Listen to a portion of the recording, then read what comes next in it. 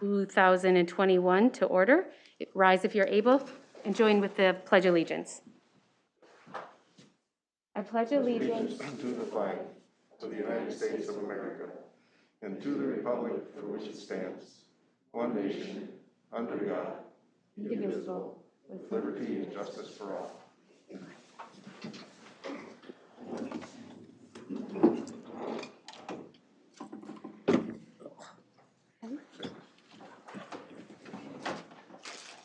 All right, has council had an opportunity to review the meeting minutes of March 16th and the 17th workshop? If so, I'll ask for a motion to approve. I'll make a motion to approve the minutes. I'll second. Motion from Robin. Second from Rick. Or would you like a different name tonight? No? Okay. Any discussion? Hearing none, those in favor can state aye. Aye. Opposed? Carried. Changes to this evening's agenda. Yeah, I would like to add, under item, number 8, item D, I'd like to add the targeted picketing on residents' neighborhood ordinance. Okay. Second. Motion from Rick, second from Robin. Any discussion? With none, those in favor can state aye. Aye. Opposed? Carried. Can I then have an approval of the set agenda with that addition? I'll make a motion to approve our revised agenda as discussed. Second. Motion from Rick, second from Robin. Those in favor can state aye. Aye. Opposed? Carried. Guest and open forum. This evening, we have the opportunity to welcome the annual police report presentation from Chief Balloon. Well, good evening, Mayor, Council. This is the 14th or 15th time I've had the opportunity to do this. I've lost track. But it's my opportunity to get in front of you at least to... Sorry, thank you. It's my opportunity to get in front of you at least to describe some of the things that have gone on within the police department over the last year, 2020. And it's probably one of those years, so I'll keep it brief because we're trying to forget it. So that being said, I just want to, again, touch upon a couple of things. It was an interesting year, as we already know. So we started, and not to rehash, but February started out with a fire, followed by, pandemic, which started kind of in March, still ongoing, obviously.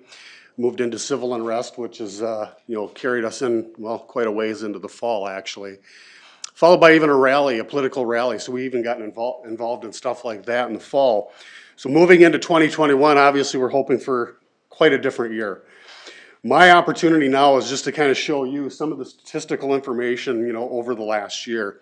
Just looking at our police department, this is just kind of a look at our staff. We currently have 7 full-time officers, 2 part-time, although we are in the process of hiring 2 additional part-time officers.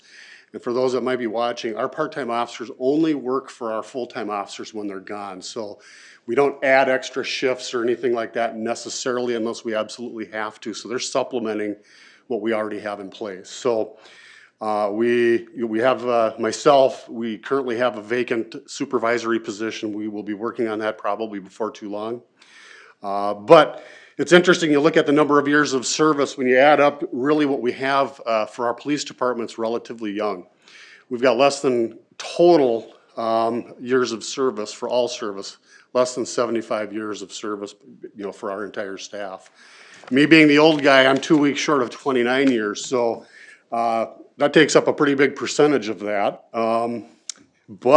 So our authorized positions, we have the 1 chief of police, a lieutenant, our other full-time officers, part-time officers, one support position, and that just kind of makes up our staff as it is. Now, the important part, or some of the important stuff that I try to get into with you folks, is just to let you know our budget and where we kind of ended with the budget. So, as you can tell, we had a budget of $997,000, and we finished approximately $20,000 short of that. Those that know me, I've been fortunate in my career here to pretty much most years to be able to finish under budget. We try to be as prudent as we possibly can with the dollars that we receive. Do the best that we can to, at least shoot for the mark. But this year we were, I think partially because of COVID and stuff like that, things fell in our favor. Same thing kind of applies even on the revenue side. You know, one thing we always talk about is police state aid. And we typically finish a little higher on the police state aid, but as we've learned over the years, they don't give us a formula. As much as we try to plan on that, we don't know what we're really gonna get, and we hope that it's more versus less, but we've actually seen that happen, you know, one year a while back where we did receive less. But going into this year, we actually received about $10,000 more, so that was nice to see. And we do get extra monies for other things as well, to include, training and stuff like that. So we do participate in the Towards Zero Death program. Those that might remember this program, it changed names years ago. It used to be Safe and Sober. We actually get grant funding to allow officers to work extra shifts to apprehend drunk drivers, distracted drivers, speed-related shifts, that sort of thing. We did receive a few more dollars last year compared to years past. I would say still pretty successful despite, once we get a little further down the road, you'll see our traffic stops for the year were considerably lower. Of course, we do complete alcohol tobacco compliance checks every year by ordinance. Our department training, we of course complete training as mandated by post board. Last year was a challenge. Not only were a lot of trainings not held, so now we're kind of playing catch up this year, as you can imagine, now that they're allowing us to kind of get back to things. But thankfully the state post board allowed us some time to be able to do that, and moved our licensing restrictions back a little bit. So that's actually very helpful to us. So as we get into the statistical information, there are a couple of the things we look at. Time of day, you know, as I've always said in years past, if I were to come and ask you folks for another officer, you're gonna ask, what are you gonna do with them? Where are you gonna put them? This helps identify those times or targets that we would look at, you know, as far as when is our busy times. And it's no different for the most part from year to year, but we see our evening hours as being typically the busiest time frame. And then as we move forward, day of the week, of course, weekends tend to be that way, and then even summertime tends to be our busier time. So that's not a surprise. Although you will see again with the numbers, considerably lower than last year, approximately 20%. And we attribute a lot of that just based on COVID. The two things we get assessed on by the FBI as far as statistical stuff is what we call Part 1, Part 2 crimes. Part 1 being the more serious, Part 2 being less serious. When you look at numbers, we're pretty, you know, it's pretty much the same. We're pretty consistent here in Becker. We don't have a lot of major crime here, thankfully. And the same thing can almost be said as far as the smaller crime. However, you know, one of the things we noted here last year, and somewhat expected, but our family and children type reports dramatically increased. We think that's based on the fact that a lot more family time as a result of schools being closed or kids moving home for distance learning and families getting together. You'd think a lot of that would likely happen, as far as also reports from social services because of problems being identified at home when people get together. So that in fact did happen. So, but as far as domestics and things like that, not really a big difference for the most part. But again, we stayed pretty consistent, I would say. And then you get into some of the other numbers. Again, our traffic stops were greatly reduced. Part of that, again, is because of COVID. Some of the restrictions we had in place were to minimize contact even with the public as much as we possibly could.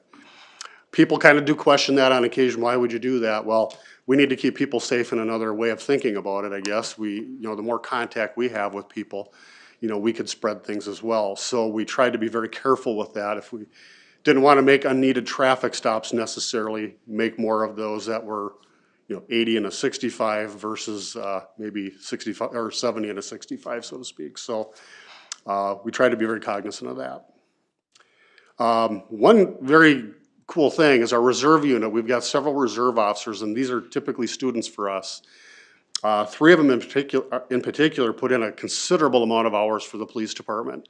2 receiving presidential gold awards and 1 receiving a bronze award. So we're thankful that we have them to assist us.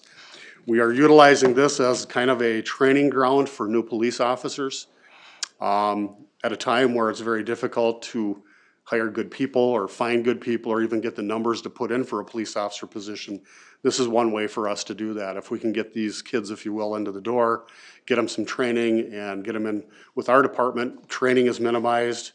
We know who they are. It makes it a lot easier for us. So we're fortunate that we have a good, small but core group of young adults here that are willing to help us out.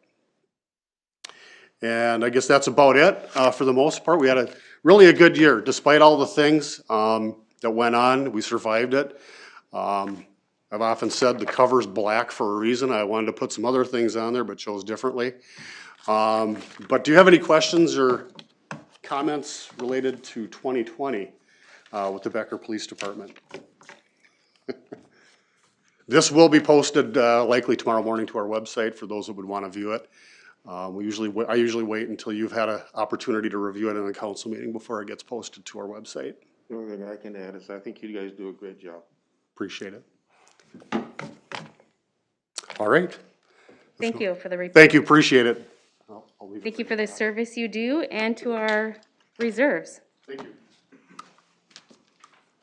All right, guests in open forum. Is there anyone else here that would like to present or?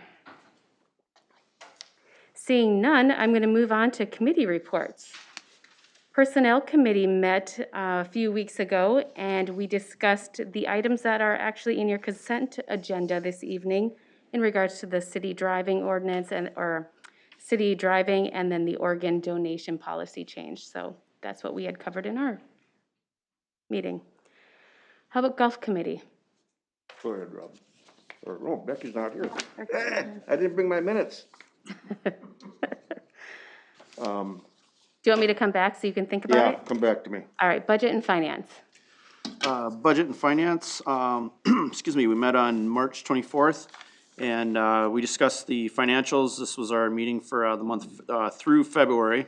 The financials, we didn't have any strong outliers there. We also, we reviewed a few different things, the investment policy, which I believe we have something for us tonight here. We also talked about the utility rate study review. We got a review of that. I think we'd mentioned probably in a couple reports back that was coming, and so we had done it. It's been 5 years already now, so kind of looking at that. And maybe for those that don't know what that is, we look out years ahead to try and make sure that we're putting away enough money to fund the utilities and not too much and not too little. So we do a review of that and every few years, and so it's up again, and so we reviewed that.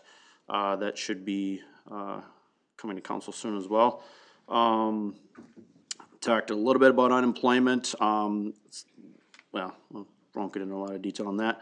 And then our next meeting is the audit which was handled in the end of March. They're going to be coming to Budget and Finance first, which will be on the 21st of April. That'll be our next Budget and Finance meeting, but it'll mainly be devoted to the audit. And then they being KDV, will present to council, I believe the first meeting in May, I believe is when they're scheduled. So. Mike, are you ready? Yeah, we didn't do a whole lot. We reviewed our financials and we were happy with the way they're going. We're anticipating a much better year this year than even last year. But then we also talked about our ponds and our cart paths, some of the projects that we'll be working on. And I don't know, is that gonna be bid or quoted, those? Cart paths? Yeah. It's gonna be quoted, it's like 40,000 or something, yeah. So, but that'll still come to council. And that's really about it. We didn't have a whole lot to do. We talked about the deck. The sunshade is being replaced. And other than that, that's about it. Okay. Planning Commission. Planning Commission, we met last Monday, March 29th. We had a couple of public hearings. One was for Foss Estates, which is on our agenda for tonight. Another for the Casey Danes, the CUP, and that's also on our agenda for tonight. And we called for several public hearings at our next meeting in April. One is going to be some updates to the home occupation, some language updates there. We had actually called for this. I don't know if we officially called for it. We talked about calling for this prior. We'd had the discussions, had it all teed up, then COVID hit. So So we didn't feel it was prudent to be making changes like that during the middle of COVID, so we waited, now we'll call for that. We also had some update to the T-Town accessory structure language. So that'll be, we'll be calling for that public hearing as well, or we called for that public hearing. And a third one, which is the, there was an IUP for the, if you remember the discussion about the storage trailer out at the BAC. That was a 9-month IUP, but again, COVID kinda assisted us in that, and so that's been beyond the 9 months, so we had to call for another IEP on that, or I'm sorry, another public hearing on that. So it will be at least 3, well, there will be 3 public hearings that are potentially at our April meeting, so. The home occupation, is that what you said, ordinance Yep. review? Does that change anything with what we're reviewing this evening?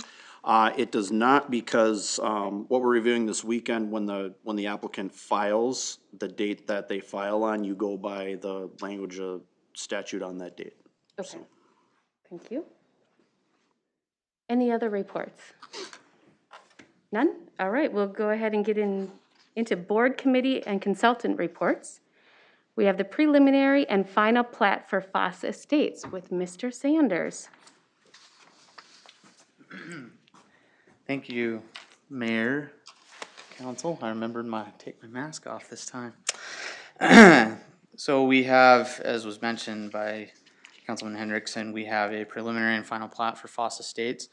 This is a property that's on the corner of Riley and Central. It's a narrow kind of strip being combined with a larger parcel. And they're splitting them up into 2 so that they can put another single-family home on a southern lot. There's an existing house on the northern lot of this plat. There are, the big thing about this one really, it's a fairly simple plat, but there are some utilities that are missing on the southern portion along Riley for the house that they're proposing to go in. So they'll have to do a little more utility work than is typical for a house. There are no stubs or anything.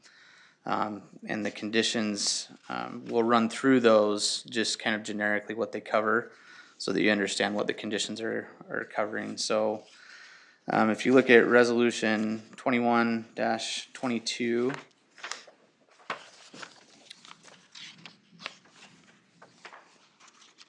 which should be right after that developer's agreement. This is for the preliminary plat. And the conditions 1 through, you'll see it after kind of the finding language. Staff, again, found that it met the findings and that these conditions will address any of the findings that it may not have met. So 1 through 5 of the conditions of that are relating to just the buildings. So making sure that what they're proposing to be constructed is constructed, and that they get active permits.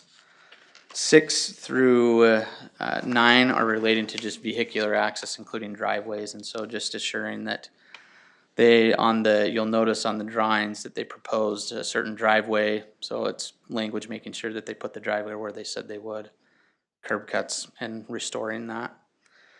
10 through 13 talk about utilities and road closures.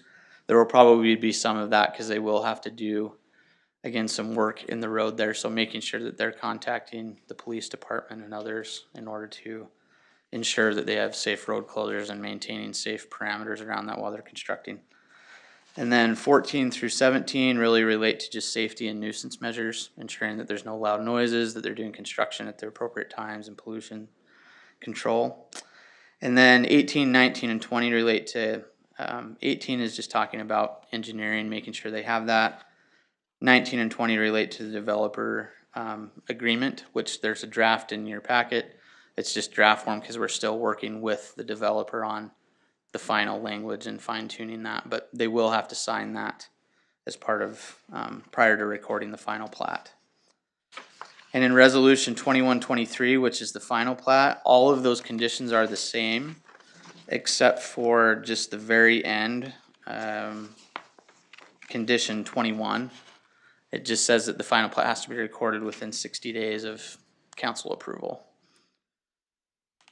So again, fairly simple, straightforward, 2-lot plat, R1, and we're seeking a motion in a second approving Resolution 2122 and 2123 for Foss Estates. I have a quick question. So Yes. at the public hearing at, Planning Commission, as of that night, we had, obviously, Mr. Foss had been given these papers and he hadn't voiced any objection. Has he since, given yes I've or checked no? with, no, in fact, I checked with, their surveyor and he hasn't heard from, Mr. Foss either recently, so we are making sure we check and make sure that if he does, but to this point, we haven't had any concerns from his end on the resolutions. The DA he'll have the opportunity to address if he has any concerns with those regarding the numbers and securities as well and stuff like that. So, but as far as the resolutions, no, we haven't received anything from him. And his surveyor has tried to reach out and contact him. And a surveyor was at the, or. And his surveyor was at the planning commission meeting, so. Any other questions, concerns? The discussion at Planning Commission this was pretty straightforward, so there wasn't really any. We really didn't have any public comment either, so no written or at the meeting. Okay.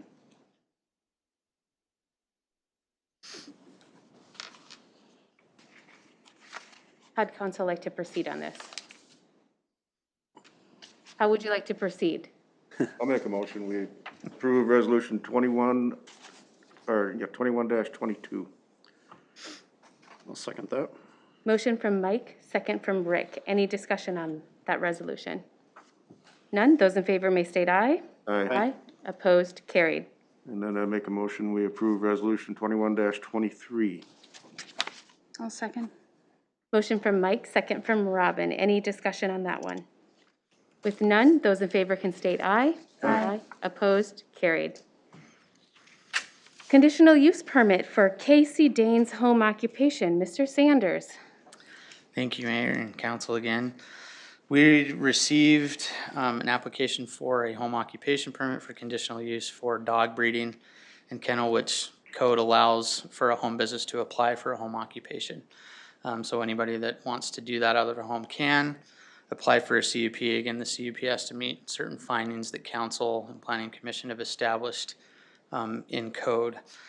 This one was, we had quite an attendance, so there was some public comment on this one from various individuals. The applicant was in attendance at Planning Commission, and she had the opportunity to present her information as well as answer questions from those that had come to listen. The key issues here really relate to city code specifically states that you cannot have, you have to have a 3-dog maximum basically in a residential property, so you can't have more than 3. She was proposing to have 7, which is a lot. She actually currently has 7 full-size dogs, 4 Great Danes, or 5 Great Danes, and then a Chihuahua and a Pit Bull. So again, it relates not to the type or anything, it relates to the number. That's the direct thing. And so because the number stated in code is 3, we recommended denial to Planning Commission, and we're also recommending denial again of the CUP for our breeding because again, the number was too high. We did receive some written comments prior to the Planning Commission meeting, which are included in your packet. And we did receive one following the meeting, which is also included in your packet. But we're seeking for a motion and a second to approve resolution 2124, denying the conditional use permit based upon it cannot meet the findings established within city code. So you won't find any conditions or anything, but you will find the findings, or specifically there's about 3 of them that they can't meet. The 3, and I'll just quickly touch on those. In A of that resolution, again, it talks about the number of dogs exceeding the threshold, which would, so the finding is that it will not be injurious to the use and enjoyment of other property immediate in the vicinity. But that was found, again, exceeding those 3 dogs would lead to that, so it could not meet that finding. Leads to an increase in smell, general aesthetic depreciation. Additionally, in E, again, the number of dogs relates to that noise. So it talks about that measures have been taken to prevent odor or other nuisance. And in this case, it's gotten to the point to where it has caused that. There's been we have one complaint as well as several people voicing concerns in the written comment about the smell and nuisance coming from that.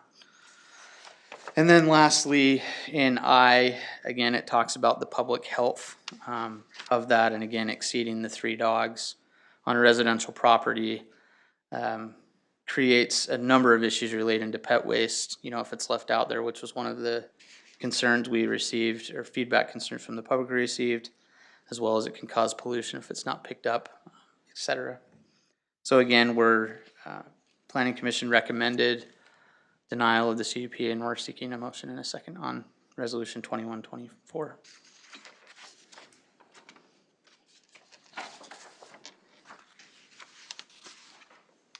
I'll make a motion that we approve Resolution 2124 denying the CUP for the dog breeding business. I'll second that. Motion from Mike, second from Rick. Any discussion? Hearing none, those in favor can state aye. Aye. Aye. Opposed? Carried. Thank you. You're welcome. Thanks, Jacob. Becker Splash Pad with Mr. Kua.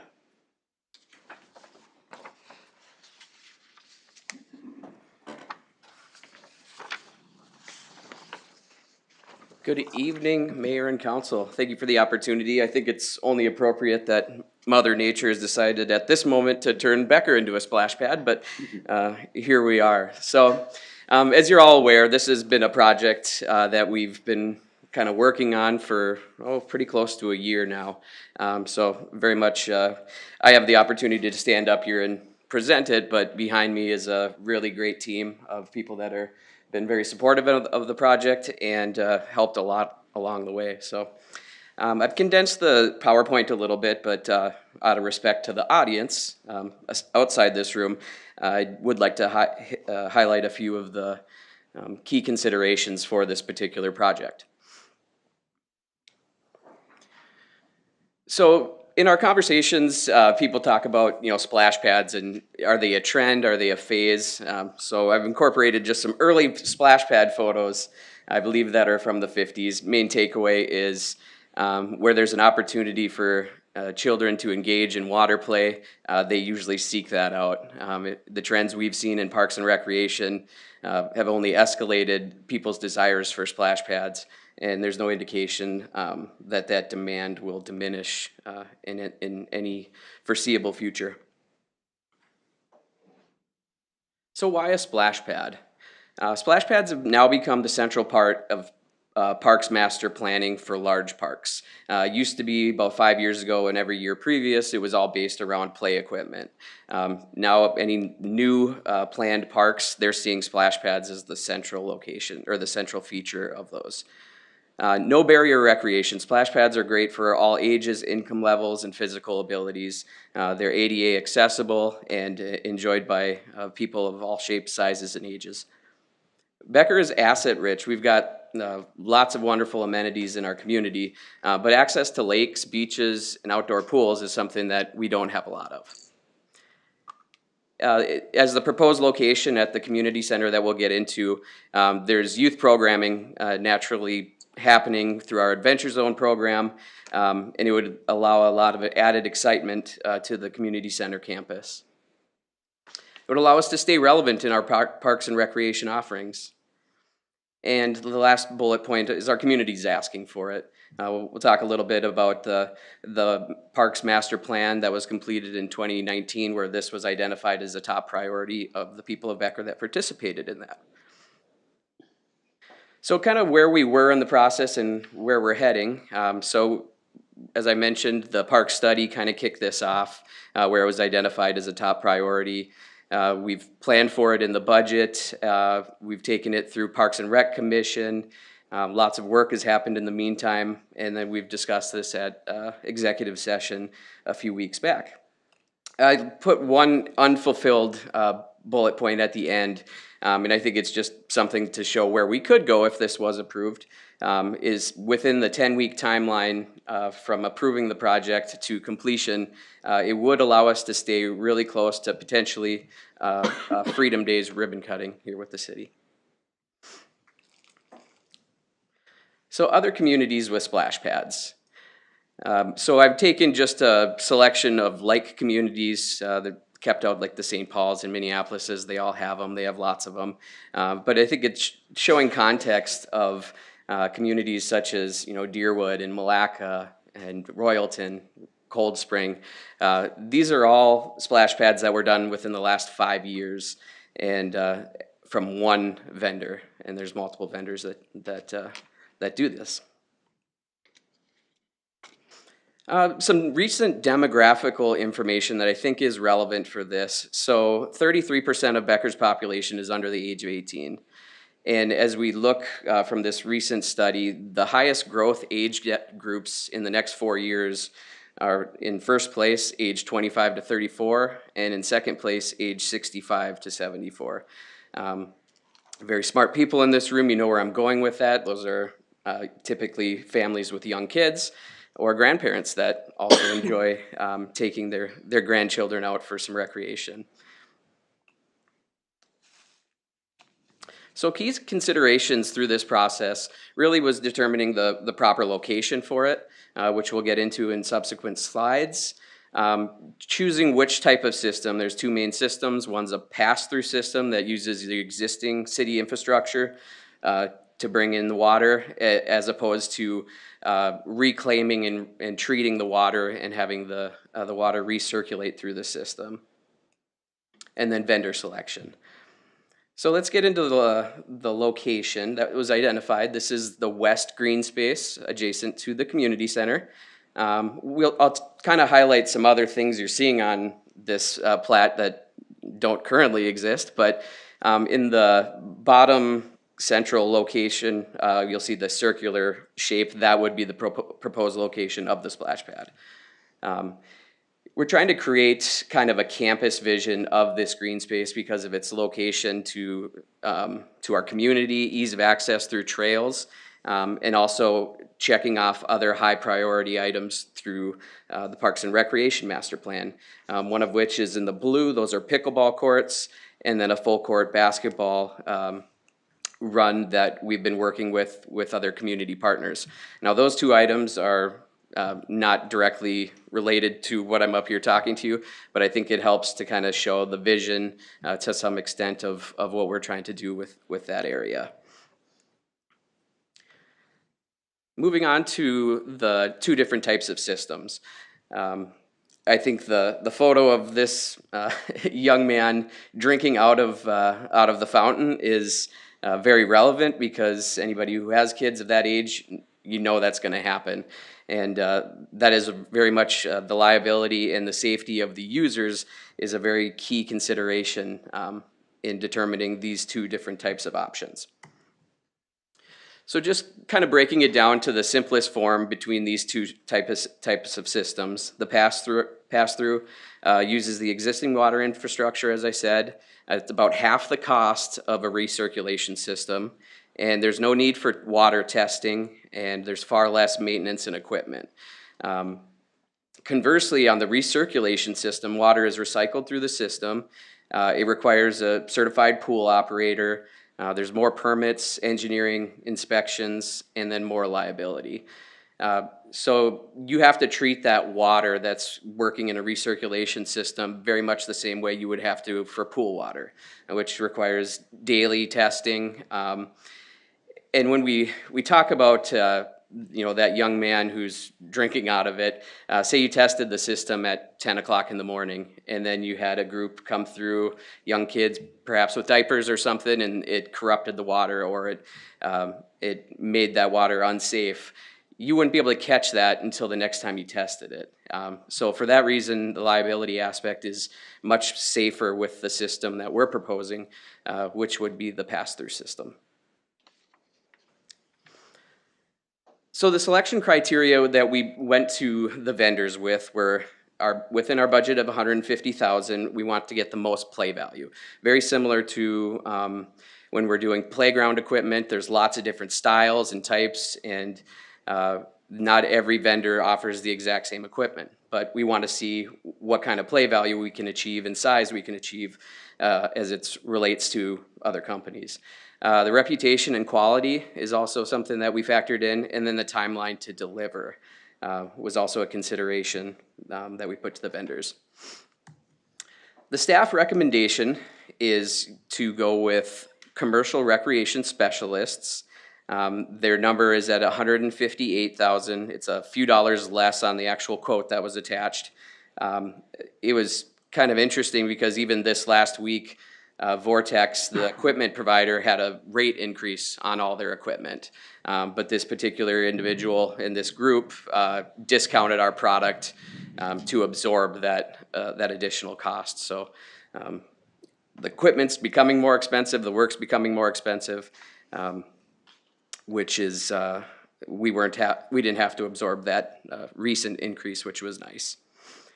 So this particular one, there's a few photos that'll come after that. 2,100 square feet. That includes a 5-foot dry zone around the perimeter, 9 above ground sprays, 16 ground sprays, and this is that 10 weeks from order to install is their current timeline.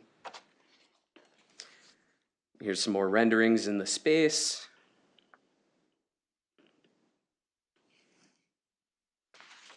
And then this was the CRS helped us kind of create this vision as well. The location of the pickleball and basketball courts are not accurate to what you see there, but it's a little bit more in depth as to the actual size of the splash pad and how it would relate into that green space.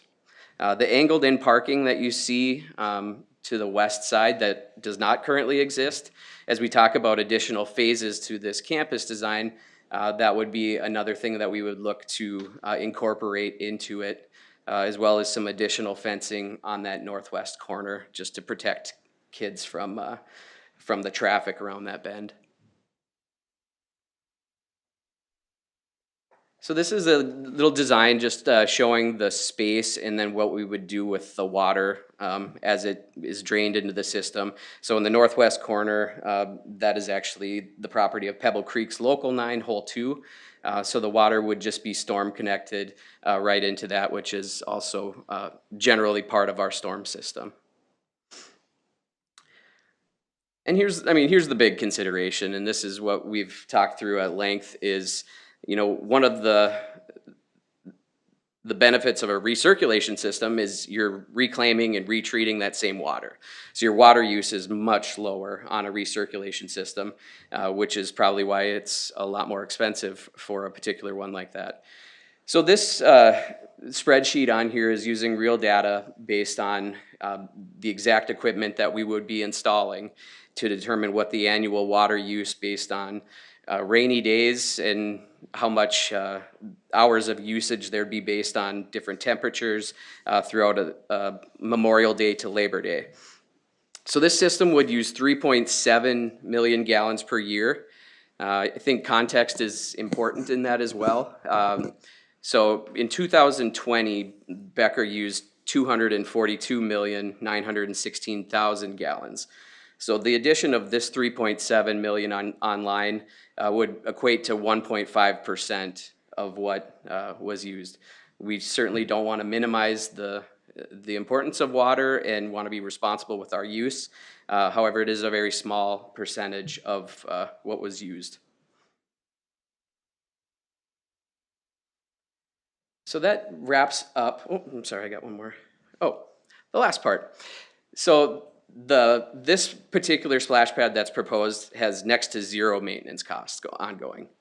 I'd love to provide more details, but it's really as simple as that. It's changing out a few irrigation nozzles from time to time. I mentioned in the RCA, our biggest risk is really if lightning would strike the control panel, that's a $4,000 expense. Other than that, it's really kind of an irrigation system with a lot of exciting play features. You wouldn't even need like spring cleanup on the devices? Just some soap and water, but it would be blown out like a normal irrigation system, like the golf course does when we're blowing out the existing irrigation at the green space at the community center. So really no different ongoing maintenance than you would have for irrigation. And talking to the individual who's been with CRS, who I've been working with on this project, he's got splash pads in St. Cloud that he's done, and they've been there for 30 years, and there've been no additional maintenance to them. So getting to the RCA, and I'll welcome opportunity for further questions, or if anybody has them, feel free to jump in. We touched on a lot of the things in the RCA. One of the components is going to be the funding. So we'll jump to the budgetary and fiscal impact, because obviously ongoing maintenance would be one of those where we really would not be looking at any ongoing substantial increase to our parks operating budget due to the addition of this splash pad. We had budgeted $150,000 for this project, and the particular project turnkey installed with all the concrete and everything is just under $158,000. Now, there's two major components that aren't included in that, which is why the request is written for $174,500, not to exceed, is the delivering of the water from the community center to the splash pad, and then the hookups of storm leaving it. So we've investigated a lot of different ways to do it, including using local contractors or CRS, the company that we're looking to engage on this project, has also given us quotes to do those functions. Now, there's still opportunities that our city staff might take on some of those responsibilities, only lowering that dollar amount, but we're very comfortable with the $174,500 not to exceed to take on all those factors. And if this was approved, we would report back to council exactly what was spent and how it was spent as we get to that point. This was discussed at length with Parks and Rec Commission. They're very excited about the potential for the project, and they also recommend contracting with commercial recreation specialists on this splash pad at this location. I do have one question. Yeah. In the budget is 150,000, and we're looking at 174. Where's the 24,000 coming from? Thank you for mentioning that. So also on our capital improvement plan, probably since 2019 for sure, when we finished up this Parks and Recreation Master Plan, is we were waiting for the deliverable, but we were in a budget session. So we knew we wanted to allocate some of the park CIP towards high priorities from that study. So we have $72,000 in our capital improvement plan that's been carried over to be dedicated to top priorities from that study. So the additional beyond the 150, what we would recommend is and look for is to be able to use the money that was designated in that 72,000 for top priorities. 24 of it. Yep, not all of it. Yep, just yeah, the 24.5 up to. It still could be less than that, but that's where that additional funding we would look to draw from. Thank you, Mike. Any other questions? I'm sure there are. If not, looking for a motion and a second to approve Resolution 2025, a resolution allowing the city to contract with commercial recreation specialists for a new splash pad at Becker Community Center. So as I circulated this idea past people, just getting a sense of what their take is, because when we first got this, I think my intuition and what I follow is usually that we fix what we have versus adding something new. And so this would be an added asset to the city. And I think it was the dollar amount of $175,000, you know, along with everything, as a new asset is what still today kind of like perplexes me a little bit, of spending that on something new when we're coming off of a year of COVID and like our own facility isn't returned back to like usable space, like the here was the thing, they wanted to play basketball in the gym, and it's fitness equipment for the COVID stuff, but there was a little bit of a riff, that, well, how come we can get that then, but we can't get something that we can use year round? So that's where I'm personally a little bit torn. I think this project is good, and it's definitely something that has been asked for. There's a lot of things that have been asked for, though, along the way. And I think the renderings that you showed us this evening with what that complex is going to be built out to eventually someday is going to be a gem for our city. I mean, the outside is going to be very nice, and I'm very excited for that. I think I'm just a little bit torn on, is now the right time? That's where I personally am on this project. So I like the project. I think it's great. I'm just a little like uneasy with the $175,000 for something new coming off of COVID. And maybe if I had more community involvement in like the cost, it wouldn't weigh as heavy, I guess. Well, we won't recoup any money from this. This will be free, right? I give you guys an opportunity. I'd like to address the mayor's comments, but I totally agree with where you're coming from. I think an important distinguishment when you're talking about the other facilities, because this really is a parks amenity. It just happens to live at the green space next to the community center. But within our CIP, we're constantly planning and making improvements of the other facilities at the exact same time. Where I understand the power of 175,000 and the things you can do for it or with it, but we're very mindful of making sure we are taking care of the things we have. And I think talking to staff, we've got a pretty good track record of making these improvements over the last couple of years. And then to the funding side of it, we've been very cautious not to put cart before horse with this process out of respect for the dollar amount and the opinion of council. However, should we get the green light, we would approach community members to fundraise for aspects of this should we get the blessing to do so. I would imagine not talking to any of them personally about it just because of the process.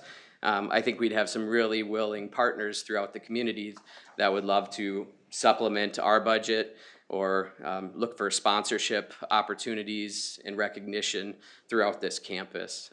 There's lots of examples in other parks and other communities where you go visit a splash pad that maybe has some recreational amenities where you get to see the businesses that help contribute. People do really look for those opportunities to give back, especially for a project like this that's going to bring so much excitement. And you said the price on the equipment was already going up? Yeah, I believe he discounted it 3,000 some, and that was just from an annual increase that just happened this week. But Which will happen again next year. I would expect so. Or sooner, if they can figure out a way to blame it on COVID.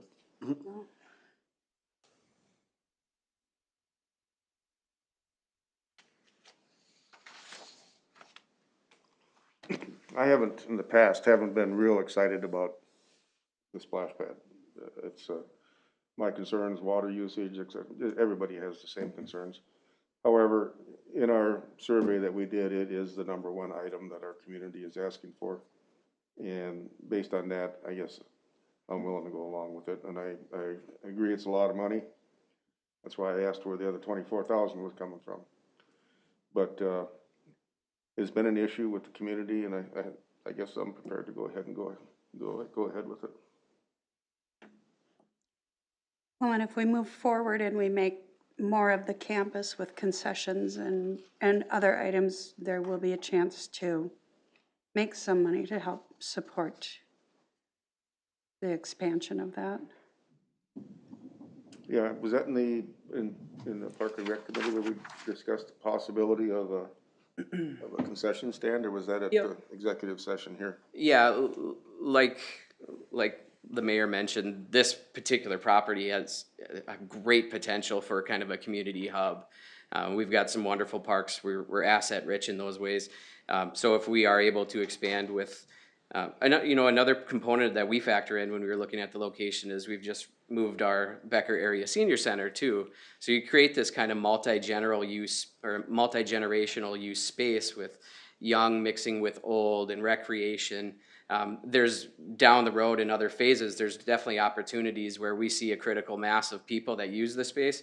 Obviously, I am involved with Pebble Creek, and I could see us even staffing a concessions area outside with, ice cream or slushies. Now, have those, designs and plans been solidified? No, again, cart before horse type of thing, but we would definitely look for that, for the opportunity to recoup and make it a little bit of a revenue generating space should we see the opportunity and the demand, which I think we will. Not sure how many slushies you would have to sell to like offset this. Tell me a little bit about your community asking about participation in the campus. I think I personally would feel, and I'm sorry, I'm going to answer it for you if you. Please. I should have just waited for your answer, Oh, you're but fine. I'd rather hear what you have to say first.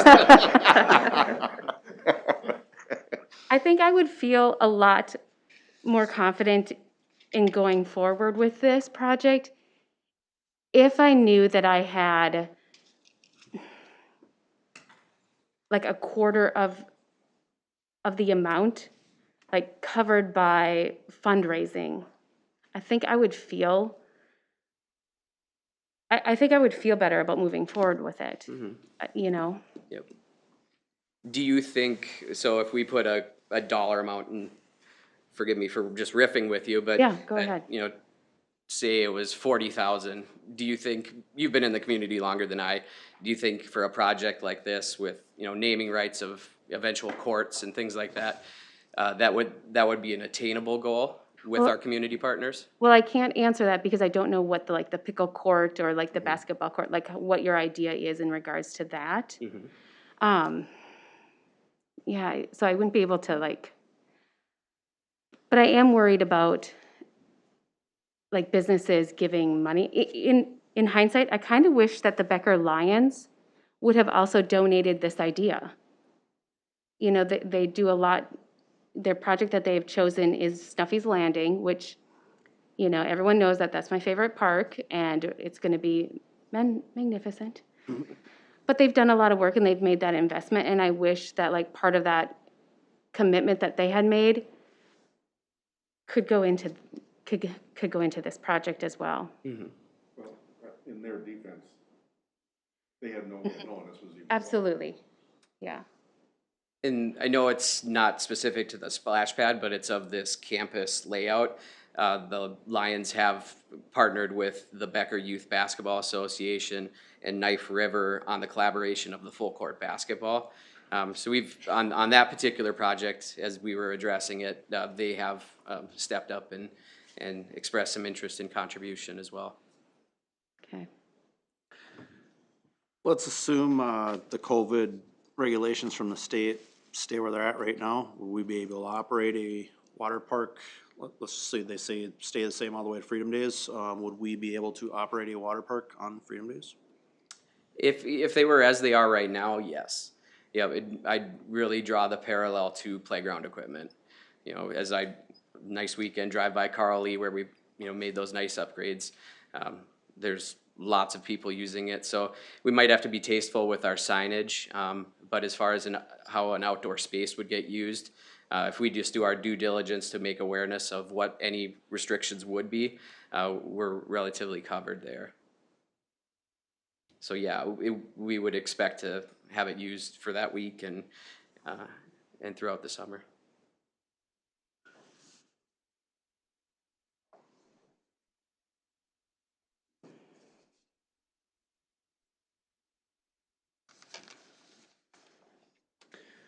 So if you don't mind me asking, Mayor, what, so if you had to spell it out, I guess what would you like to see to, what would you like to see to support the project specifically, to kind of summarize your thoughts here.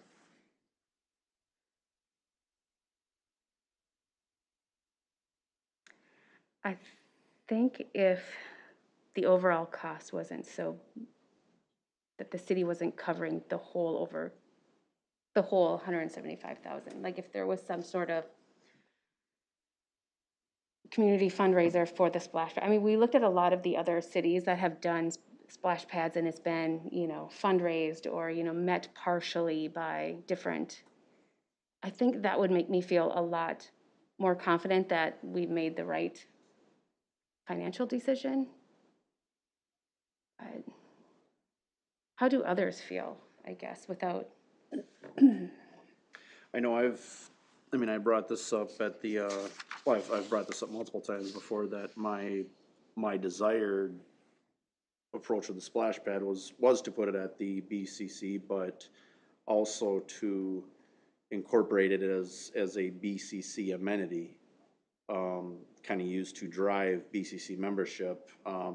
And sort of like we do the swimming pool, where you don't have to be a member, but you'd have to pay like $250 a day or whatever well, it's more than $250, I guess it might be $250 an individual, but there'd be an individual user fee if you were not a member. But the point is it would be an investment in the facility, and so therefore it would drive memberships, and you would see it as more of a residual. It would help to bring that membership number up, but you still have the option if it's if somebody's not a member, they could still use it.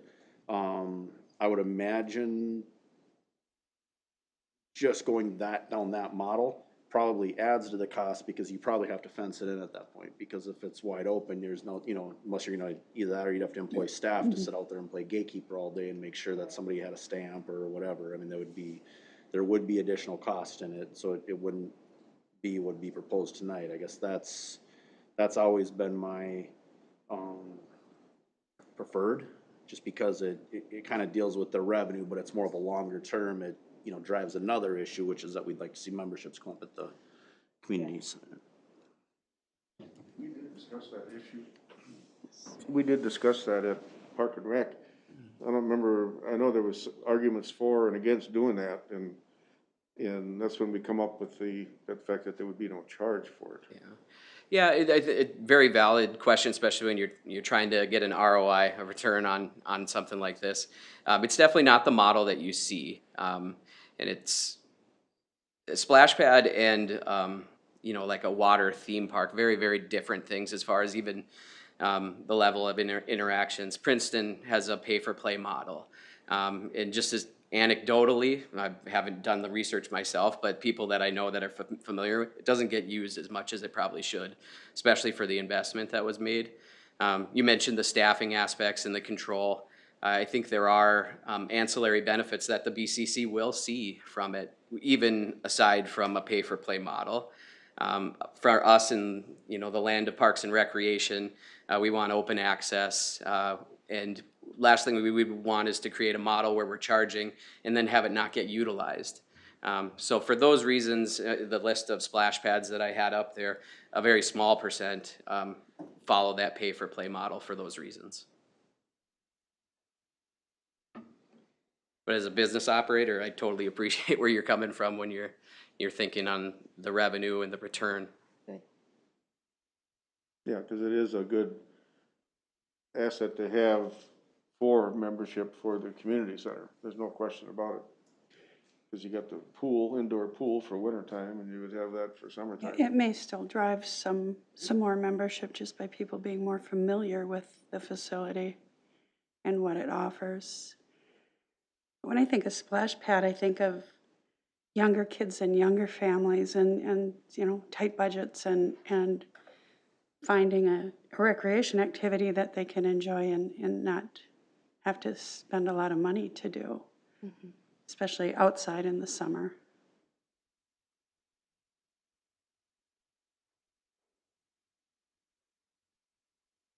I guess I feel like it's what the community has asked for the most. I mean, in the Outside of a hockey rink. well, okay. Okay, I'm not going to go there today, but But, you know, I feel like we moved it up one year in our CIP just because that was the big ask.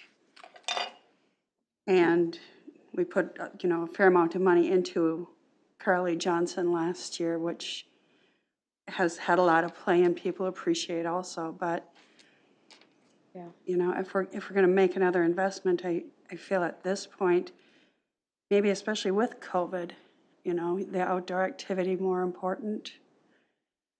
Just having, you know, another recreational facility for families to use. And I really do like the idea. I think all the points that you just made are very valid, and I would agree with all of them. I think it's a wonderful opportunity. It's a free opportunity for, you know, kids to go there and play.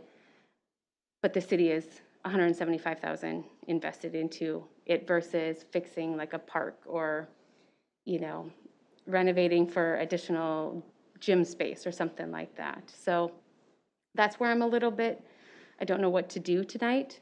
I'm very torn. Like the conservative part of me is like, my God, like you could do a lot of park stuff. You could do a lot of like other stuff that would, you know, fix what we have. But the other part of me is like, absolutely, I would completely agree. It's an opportunity for outside activity that is for free, and it's for the demographics that we were wanting to attract. So I would say this has been the biggest struggle, I think, this year for me since we started talking about it here, like how to go. Yeah, you know, going into this, I was basically on the same page as you. But after sitting through all the meetings we've had with it, that's probably why I've changed my mind, is because initially I was not in favor of this. But sitting through all the meetings, talking about all the things that were discussed on it, it's just kind of swayed me the other way. So maybe if you had been on that committee, you might have changed your mind too, I don't know.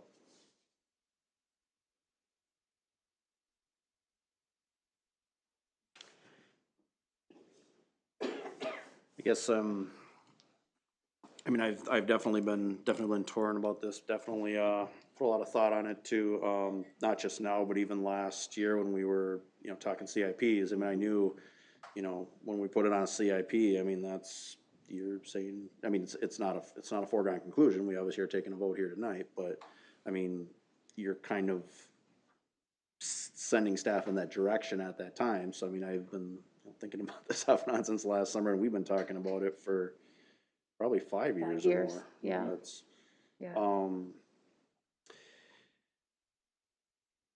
I mean, I guess that the, I would be like Mike in the sense that I've, probably warmed to it more in the last month. I think, the discussion about, when we had the discussion at, exec session, I think I talked me out of the business, you know, the idea of, you know, doing it as part of the BCC. I mean, that is a pretty valid point. If it's, you know, that would be the worst thing, is if you spent, you know, that's probably the worst of this whole scenario, is you spend it and then it doesn't get used. There's no winners there. We're out the money and nobody's using it. I mean, that's not to say that we couldn't make it free afterwards or something, but, I do hear your point about, you know, fix your existing assets before you start adding new ones. But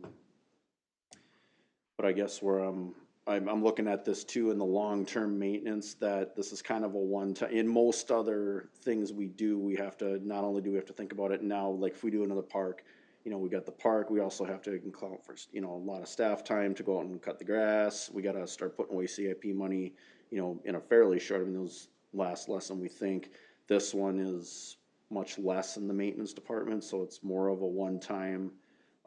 If there's gonna be staff involvement early, it's gonna be, hopefully selling concessions where we're making up for the staff time that we would be, you know, hopefully, you know, if we're paying somebody, you know, $10, $15 an hour, hopefully they're selling $15 at least worth of ice cream.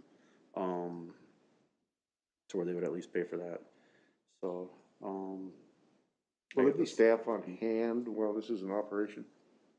Not Not out there, not, not directly supervising that space. I think that came up, and it was a good question at executive session too, about, you know, monitoring riffraff and horseplay and things like that. And my comment, I think it was you that mentioned it, Rick, was generally because of the age usage of the kids, you've got a lot of parental supervision kind of baked into it at that point. So no, we wouldn't look to add any additional labor to supervise the space. As a splash pad user, my wife and I take the kids and we travel all around our region going to them, and they're really enjoyable, wonderful play experiences. And I try to refrain from commercials, but should this go forward, I think you'll have a really, really excited community base.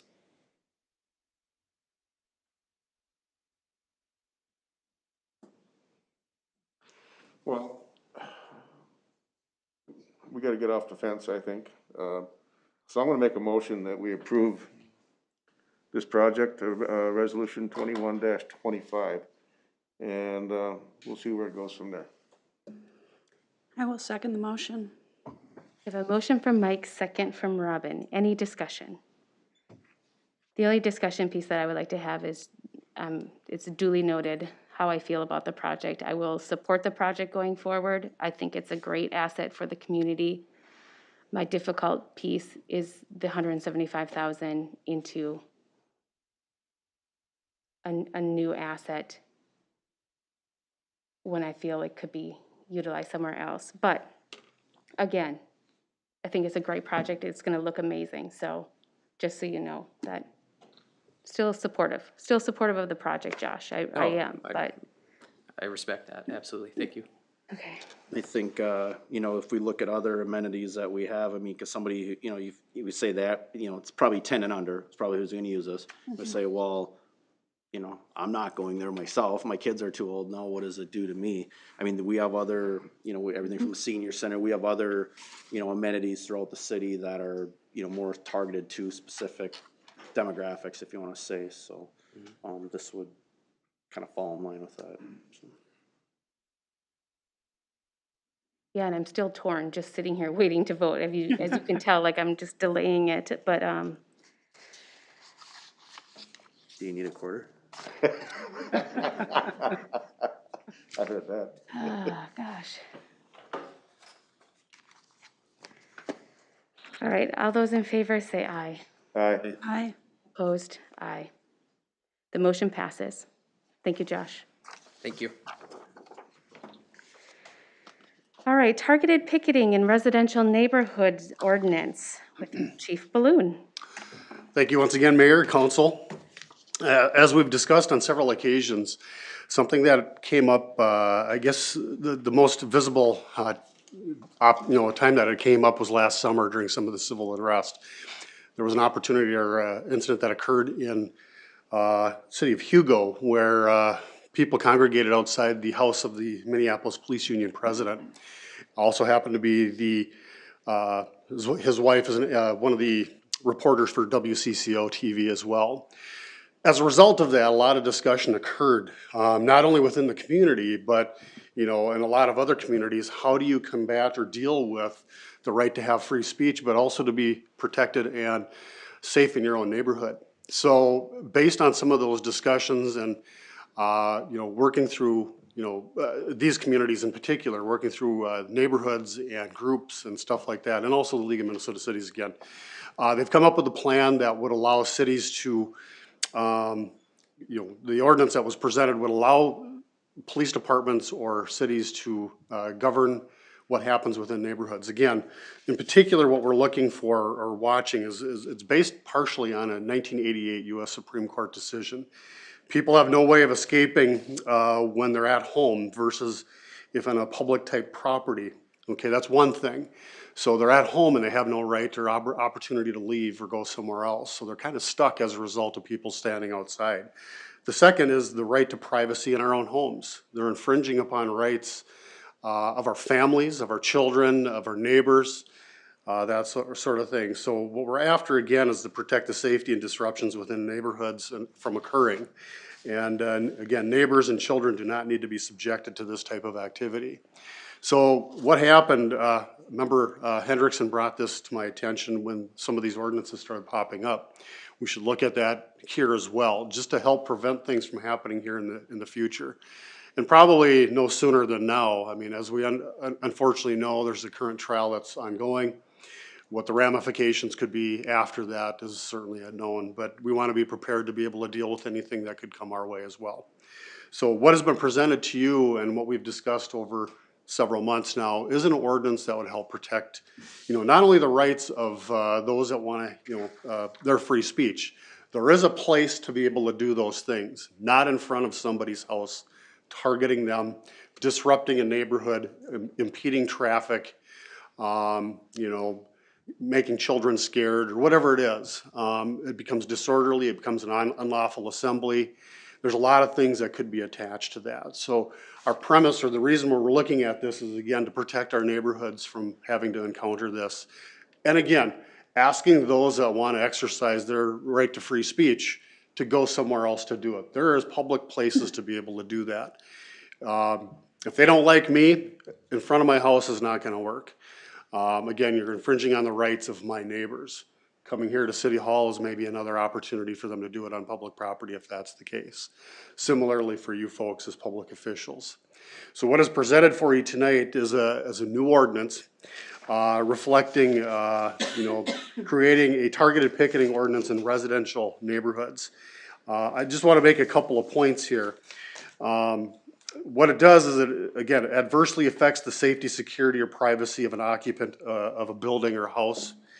Gaining access to an existing property on which the residential building is located.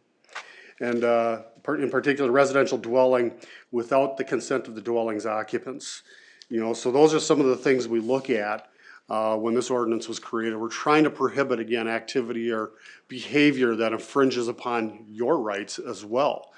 But we're not taking, again, I think the point needs to be made is that we're not taking away the rights of somebody's First Amendment protected speech. Do it somewhere else. So again, the ordinance, I reached out to a colleague of mine from Lino Lakes who had enacted an ordinance there. The Director of Public Safety, Swenson there, he provided me with a copy of what they have enacted there.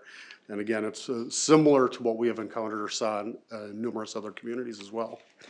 So with that tonight, what I am looking for with the ordinance that has been presented and drafted is a motion and second to approve ordinance 231, second series, adding section 10.48, targeted picketing in residential neighborhoods. Certainly would be willing to answer any questions if you have that. Do we need a public hearing for this? No? Okay.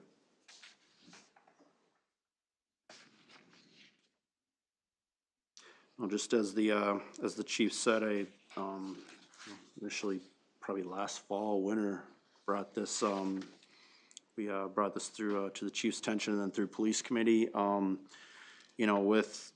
With this type of stuff, I mean, I always try and weigh both sides. What if I was so angry that I needed, felt I needed to go protest? How would I like to be treated? Not just here, but in any, how would I, what is basic dignity, that I would expect to be treated. And then on the other side, I have a police officer that lives across the street from me, for instance. And if they were, let's just say some people came to picket in front of his house, I can't use my yard that day. My vehicles are parked out front. I have children. I would be concerned for their safety, and I have nowhere else to go at that point. I mean, it would be different if they were, let's say they were targeting in front of the meeting here. Like the chief said, I can always go home.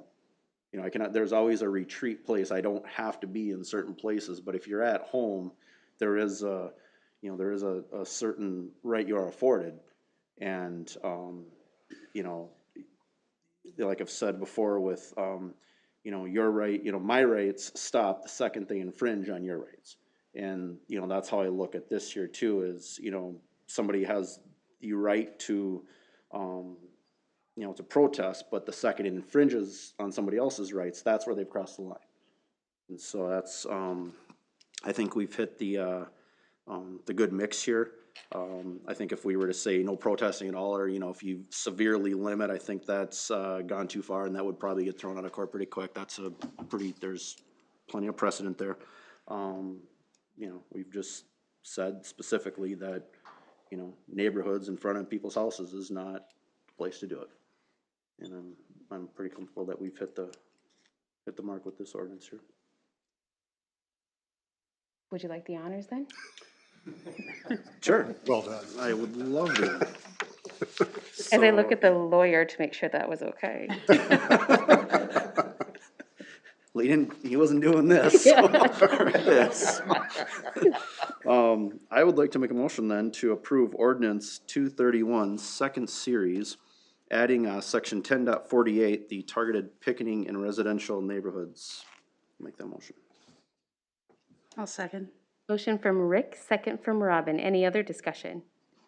Hearing none, those in favor may state aye. Aye. Opposed, carried.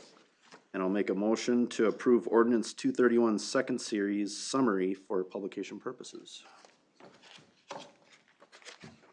I'll second that. Motion from Rick, second from Mike. Any other discussion on the summary? With none, those in favor can state aye. Aye. Opposed, carried. Very good. Thank you. Thank you. Administrator and staff reports. A partial release for Stolt Land Holdings additional development agreement with Miss Rowe. Thank you, Mayor. So at the November 2019 City Council meeting, Council approved the preliminary and final plat applications for Stolt Land Holdings addition over in our business park.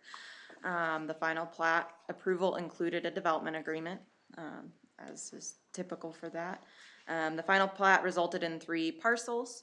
Stolt Trucking purchased one of those parcels, and the other 2 lots remained under ownership of Northern States Power Company.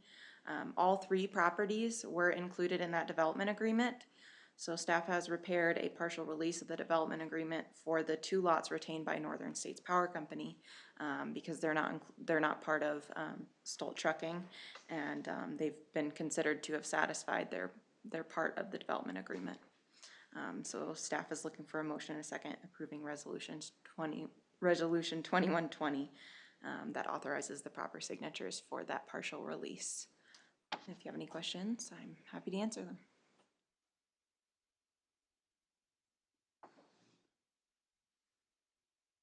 I would make a motion to approve Resolution 2120. I'll second that.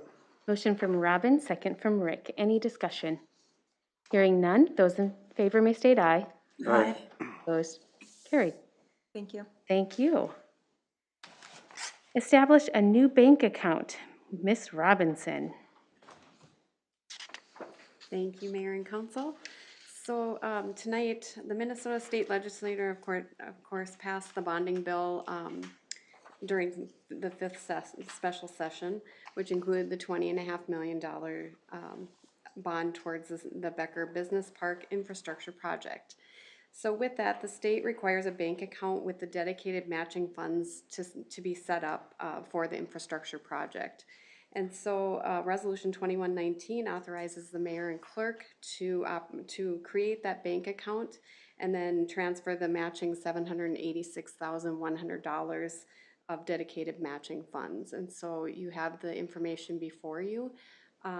Those funds would come from future improvements. And so any questions, I can answer those. Is that the only dollar amount that's matched? Yes. Okay. So I can just quickly go through the, No, a yes or no is good. okay, Yeah. yep, that is the only matching funds. Phew. Yes. Yeah, you said matching funds, and I got a little nervous for a second there. Yes, with everything, with the cost of the project, the $20.5 million, and then the CET grant, $786,100 is what was left. Okay. I'll make a motion to approve Resolution 2119, authorizing the mayor and clerk to create a new bank account for the Becker Business Park and Public Infrastructure Project and to transfer dedicated matching funds. Second? Motion from Rick, second from Robin. Any other discussion? With none, those in favor can state aye. Aye. Opposed? Carried. Thank you, Connie. And we will go right into resolution providing for the competitive negotiated sale of 8.6 million in GO bonds. I'm going to summarize. All right, thank you. And so Jessica Green is here tonight also to answer any questions, or if you want to go through the finance plan, she's here for that. As you recall, the City of Becker has adopted the streets reconstruction plan and the issuance of the GO bonds for street reconstruction. Northland Securities has been assisting the city with that project. The attached agreement authorizes, sorry, wrong one. Okay, back up. Back up. So as you recall, on March 2nd, we had a public hearing to discuss the plan to adopt the street reconstruction plan and the authorization for the issuance of the street reconstruction bonds. This also started a 30-day referendum period that ended on April 1st, and we did not have any comment or anything with that. So before you tonight is the finance plan. And then that provides a detailed overview of the bond issue and the set sale resolution. During the month of April here, we will be working with Northland Securities and the Bond Council on a rating call, the receipt of rating, and an awarding resolution. So the bond sale will take place May 4th at approximately 10 a.m.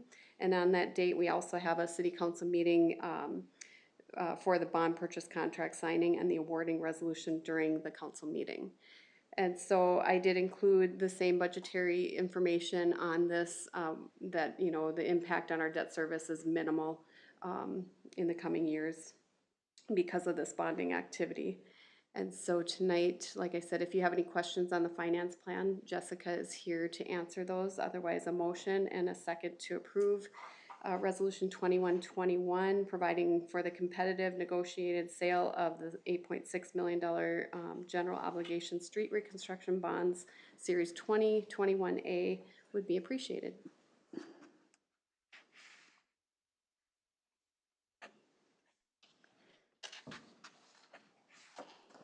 Well, Jessica did a great job last time that she was here, so I have no questions for her. I'll make a motion to adopt resolution 21-21. We'll summarize with that. Second. All right, motion from Rick, second from Robin. Any discussion? Hearing none, those in favor can state aye. Aye. Opposed? Carried. All right, Mrs. Robinson, Municipal Advisory Service Agreement. Yes, and so with all the work that's been done with the adoption of the street reconstruction plan and the issuance of the GO bonds, Northland Securities, of course, has been assisting. The attached agreement authorizes Northland Securities Incorporated to act as municipal advisor, as the municipal advisor for the city on this bond issue. And so these services include planning and development, bond sale, and post-sale support. So Northland Securities, of course, is registered municipal advisor with the SEC and also Municipal Securities Rulemaking Board. So at this time, a motion and a second to enter into the agreement with Northland Securities for municipal advisory services would be appreciated.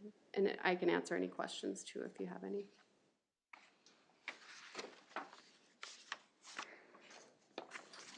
Make a motion to enter an agreement with Northland Securities for municipal advisory services.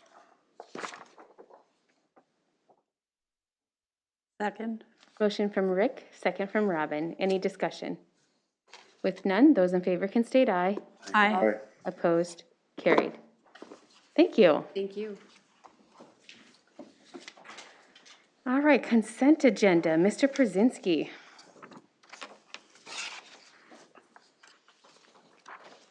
Thank you, Mayor, City Council. Good evening. So consent agenda for April 6, 2021. We do have a revision. Item number 1, hiring and termination report forms from Becker PD, our Public Works Department, Pebble Creek Golf Club, and Becker Community Center. Earlier in the meeting, we talked about a driving policy that came up through the Personnel Committee, so that's item number 2. Item number 3, also out of personnel, is a leave update. And then item number 4, investment policy review and update, and that did come up through budget and finance. So if you have any questions, I can certainly try to answer those. Otherwise, a motion to adopt the consent agenda for April 6th would be appreciated.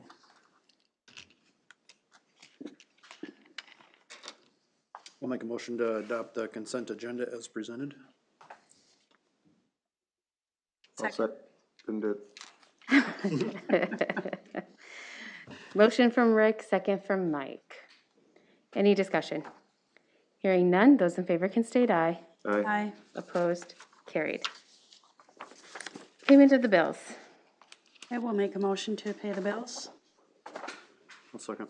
Motion from Robin, second from Rick. Any discussion? With none, those in favor can state aye. Aye. Aye. Opposed, carried. Anniversary and announcements for the month of April. We have a few. Connie Robinson, our finance director, will be celebrating 7 years with us. Really? Yep. Cindy Kazak, at the administrative assistant at the Becker Community Center, will be celebrating her 27th year with us. Paul Hickerson from the police office, he's a police officer, is celebrating 6 years. And Al Foss from the Public Works, Street and Parks lead, he'll be celebrating 25 years with us. Congratulations to those individuals. Does council have anything else for the betterment of Becker? If not, I'll ask for a motion to adjourn. I move we adjourn. I'll second. Motion from Mike, second from Robin. Those in favor can state aye. Aye. Opposed. We are adjourned 6:26. Let's take 2 minutes.